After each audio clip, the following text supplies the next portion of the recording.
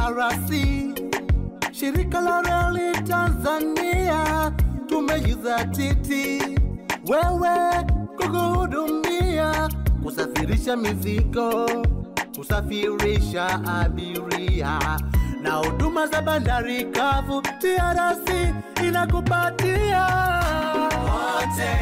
wote inga uhujumu miundombinu ya reli, wote pamoja ungana na TRC.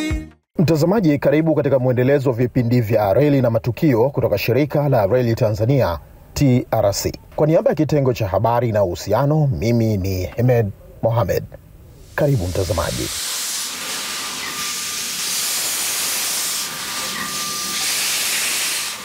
Leo katika reli na matukio tunatazama mchango wa hayati baba wa taifa Mwalimu Julius Kambarage Nyerere katika mapinduzi ya usafirishaji kwa njia ya reli.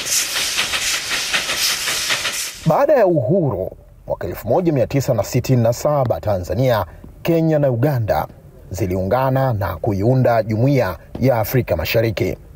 Shirika la reli na bandari la Afrika Mashariki ni kati ya taasisi zilizoundwa na baadaye mwaka 1969 kuwa shirika la reli la Afrika Mashariki. Mwaka 1977 Jumuiya ya Afrika Mashariki ilipovunjika, kila nchi iliendelea na shughuli za reli kwa kujitegemea. Ndipo lilipozaliwa shirika la reli Tanzania. Kutokana na vifaa vingi muhimu vya uendeshaji kubakia Nairobi yalipokuwa makao makuu ya shirika la reli la Afrika Mashariki, shirika la reli Tanzania lililazimika kuanza licha ya changamoto mbalimbali ikiwemo ukosefu wa vifaa vya kutosha vya uendeshaji. Athmani Saidi Janguo aliteuliwa na Mwalimu Nyerere kuwa meneja mkuu wa TRC ya kwanza. Anasimulia hali ilivyokuwa. Kwanza, reli yenyewe ilikuwa ile nyembamba wanaita narrow railway track. Pili, tulikuwa zile mashine nzuri zote zilikuwa zimewekwa kwenye reli ya Kenya. Unaona, Tanzania tukaacha wazi. Tatu, tulikuwa hatuna mabehewa ya abiria ya kutosha. 4, tulikuwa hatuna mabehewa ya kubeba mizigo, na pamoja vile mabehewa ya kusafirisha wanyama, ng'ombe, mbuzi na kadhalika. Mama Ana Makinda alipata nafasi ya kuhudumu kama katibu wa bodi ya kwanza ya wakurugenzi ya shirika la reli Tanzania. Anaeleza kuwa changamoto hazikuwa kwa upande wa vifaa pekee. Hata ile timu hii ajira ya kutengeneza management tulienda kufanyia wapi? Kigoma. Tena tulikuwa kwa sababu tulitaka iwe completely, maana na watumishi wenyewe walikuwa hawajijui. Kwa hiyo mimi nimeact kama secretary wa board ile for 6 months. Kwa chini ya mwenyekiti wangu 6. Kwa hiyo nilikuwa secretary to the board for 6 months, maana tulitaka exclusively tu wenyewe tu. Sababu baada ya kuachana uleta utawala wenyewe kusema nani ni mkubwa nani haikuepo. Kwa hiyo tutakuwa kuorganize wale wafanyakazi upya. Sasa na kwa sababu ya tension tukafikiri tukifanya na watu wenyewe siri zetu zitakuwa zinatoka ovyo. Basi tulienda kufanyia ndani ya meli ya Liemba. Unaifahamu MV Liemba? I don't know. Naita nini siku? Sijui wenyewe. Sisi tulikuwa naita Liemba. Tulikuwa tunafanyia humo ndani ya hiyo meli. Tumefanya zaidi ya 2 weeks. Tuko pale tumefanya organization chart yetu, interview watu, kujaza nafasi hizo. Mimi niliact kama secretary wa board for 6 months. Mzee Janguo anaeleza kuwa licha changamoto zote, chini ya uongozi wa Mwalimu Nyerere, serikali ilijifunga mkanda kuwekeza katika reli na mambo kadhaa yaliwekwa kama vipaumbele. Kwanza ni hiyo kuhakikisha kwamba tuna vyombo ambavyo vitafanya kazi sawa sawa. Na kama nilivyosema kwanza, kwa maana ya kwanza Afrika Mashariki ikaanza kupata mashine hizo zinazoita 88 class kutoka Canada. Unaona? Halafu vile akaona kwamba lazima tuhakikishe kwamba baada zile kubwa zikifanya kazi, lakini kuna kusogeza kutoka sehemu moja kwenda nyingine, ndio wakatupeleka sisi Ujerumani kwa ajili ya kununua zile wanaita triple shunters Alafu ikabidi sasa kwa hapa mjini na kwenye vituo vingine kama vile Morogoro, Dodoma, ni lazima hizo mashine za za ndogo ndogo zifanye kazi ya kusogeza. Kwa wakati mwingine utakuta kichwa kimeharibika na nini. Lazima niseme kwamba katika yale kuna moja kubwa ambalo nilitaka kulisahau. Nalo ni kwamba akaagiza tukaanza kupata vituo vya tuseme unaita nini karakana za kusimamia ile, unaona, na kutengeneza na nini. Kwa hiyo ndio Morogoro ikateuliwa kuwa ndio mahala pa karakana kubwa sana. Kwa wakati huo Tanzania ilikuwa bado ni nchi changa katika nyanja mbalimbali ikiwemo uchumi. Swali ni vipi Mwalimu Nyerere alimudu kuleta mabadiliko katika sekta ya reli ikiwemo vifaa vya kisasa vya uendeshaji. Hayo yalifanyika kwa sababu ya uhusiano mzuri sana wa Mwalimu Nyerere na mawaziri wake na viongozi wake wengine na nchi za nje. Ndio maana tukapata msaada wa kwanza wa hizo 88 class kutoka Canada, kwa sababu Mwalimu alikuwa anaongea vizuri sana wa Canada na akaona kwamba kuna umuhimu wa kufanya hivyo. Na pia vile vile uhusiano na Uingereza, ndio kule tukenda tukapata hizo mashine zingine ambazo zinaitwa trip shunters na baadhi ya mabehewa. Sehemu ya vifaa hivyo vikiwemo vichwa vya treni vimekuwa sehemu ya vile vinavyotumika katika mtandao wa reli ya MGR mpaka hii leo. Kuna vichwa vya treni maarufu vinaitwa 88, lakini tulikuja kuifanyia ukarabati mkubwa tena kwenye miaka 2012 kuja 2015.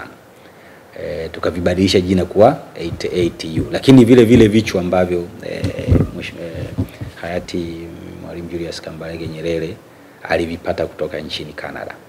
Mtazamaji, kama unavyofahamu, katika sekta ya usafirishaji kwa njia ya reli, Tanzania imepiga hatua kubwa ambapo uwekezaji mkubwa umefanyika katika ujenzi wa reli ya kiwango cha SGR, mtandao wa zaidi ya kilomita 2000 unaovuka mipaka ya nchi na kuiunganisha Tanzania na majirani.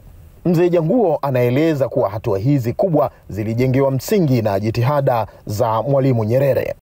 Ndio ni chachu kabisa, kwa sababu kama isingekuwa hivyo kuhakikisha kwamba mashine za mitambo zinakuja mpya za kisasa, unaona mabehewa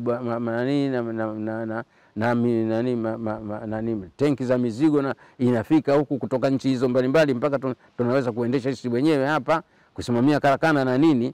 Sasa kwa hiyo yeye ameweka msingi ambao sasa hivi ndio unaenda mbele mpaka sasa unakuta kuna vitu kama hivyo SGR na kadhalika. Jambo lingine la msingi kwamba viongozi kufuata maono yake. Ukiangalia sasa ukikumbuka reli ya kipindi kile ilikuwa na lengo la kuwasaidia Watanzania kupunguza gharama za usafirishaji wa abiria na mizigo, ambalo lengo hilo unaliona kwenye awamu ya 6 kwamba tunajenga reli hii kwa lengo moja. Kwanza sasa hivi yani mawazo yale tunayaongezea kwamba tunajenga reli ya umeme. Je, lengo ni nini? La kwanza ni kutunza mazingira yetu. Lengo la pili ni kupunguzia wananchi gharama za usafirishaji wa abiria na mizigo. Lengo la tatu ni kupunguza muda wa safari. Nchi inakuwa, mahitaji ni makubwa. Ukiangalia reli ile ilikuwa na uwezo wa kubeba maximum tani milioni 5. Leo tunajenga reli inayobeba yenye uwezo wa kubeba mpaka tani milioni 30. Kwa malengo yale kwamba reli ni taasisi inayoweza kusukuma gurudumu la maendeleo kwa kurahisisha kama nyenzo ya urahisishaji usafiri, kupunguza muda wa safari na gharama za usafirishaji. Eneo lingine muhimu ni rasilimali watu. Mzee Janguo anaeleza kuwa Mwalimu aliteua viongozi kwa kuweka mbele matokeo chanya na maslahi ya taifa. Kulikuwa na director na manager kwa kwela nchi katika hizo nchi tatu. Sasa hapa manager alikuwa, naanza kusahau majina bwana msahau, lakini ni mtu wa maeneo ya hapa mashariki na kusini. Resident director alikuwa kijana wa Musoma. Sasa watu wale wote hasa ndugu zetu wa Musoma walikuwa wanategemea kabisa na kwamba reli hili itaendeshwa na zaidi na watu ambao wako wanahusiana na Mwalimu kihistoria. Unaona, Mwalimu akaamua kwamba hakuna resident director wala manager ambaye wale waliokuwapo ambao atashika hii nafasi, ndio nikateuliwa mimi kuwa mkurugenzi mkuu. Imeleta matatizo makubwa sana, makubwa kweli kweli, maana ilikuwa kila mahala wanasema huyu Mwalimu bwana, inaonekana kwamba sasa hivi apendelei sana nyuma kwake. Kwani kampeleka huyu, sisi tunaitwa Swahili, anamleta yule Mswahili wakati nani. Lakini Mwalimu alisema bwana, isirudi nyuma hata kidogo. Mimi nimeamua ni kwamba nataka watu wangu niliowateua waendelee na kazi yao, kubwa zaidi ni kupata msaada kutoka serikalini. Ukiangalia msingi huo ndo uliojengwa kwa maana ya TRC, ndio maana tulipokuja kwanza kutekeleza mradi huu mkubwa wa reli ya kisasa. Sehemu kubwa ya wafanyakazi wa TRC ndo wameshiriki kwenye kuandaa, kwa maana kwamba msingi ule Mheshimiwa hayati Julius Kambarage Nyerere aliyoujenga kwa TRC ya 1977 kihesabu mpaka sasa ni miaka takribani 40 na. Kwa hiyo kwamba ukiangalia TRC yenye msingi wa miaka 40 ndio inayozalisha sasa wataalamu ambao mpaka sasa hivi tuko ndani ya shirika la reli. Kwa kweli wale wazee walikuwa wanapenda kazi sana, japokuwa mazingira yao yalikuwa ni magumu, sio ya kisasa kama tunafanyia kazi sisi, lakini walikuwa wanaweza kufanya kazi na kupeleka magari kwa time zake. Michango yao ndio imetufanya tukafanya na sisi kazi kwa uaminifu. Mwalimu Nyerere alikuwa muumini mkubwa wa umoja na mshikamano, sifa ambazo zimekuwa zikiipamba Tanzania. Mzee Janguo na Mama Makinda wanaeleza kuwa Mwalimu alisisitiza hilo na reli ilitumika kama nyenzo ya kuhakikisha linawezekana. Kwanza kitu kimoja ni kwamba yeye alikuwa amekataa ukabila.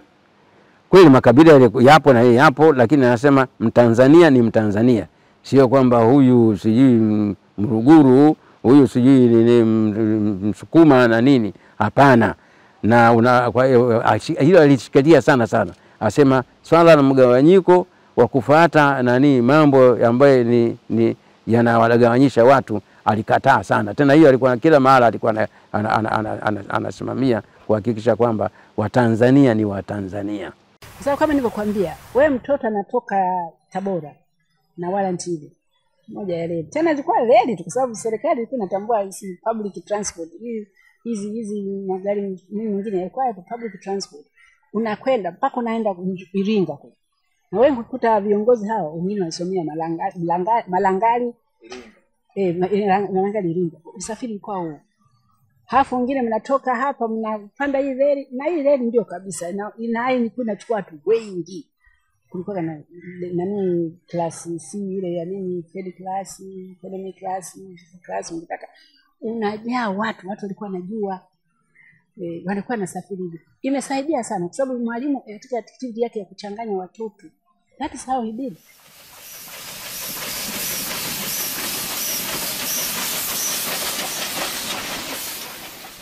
Mtazamaji, hadi kufikia hapo reli na matukio maalum juu ya mchango wa Mwalimu Nyerere katika kuchochea mapinduzi ya usafirishaji kwa njia ya reli haina la ziada. Mimi ni Hemed Mohamed. Mpaka wakati mwingine, kwaheri.